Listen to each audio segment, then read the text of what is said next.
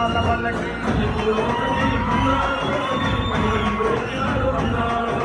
పిల్లాలి వీరుడు వీరమణి గంటుడు పిల్లాలి వీరుడు వీరమణి గంటుడు పందల బాలుడు పంబావాసుడు హరిహర తనయుడు ఇచ్చినాడు వల్లకే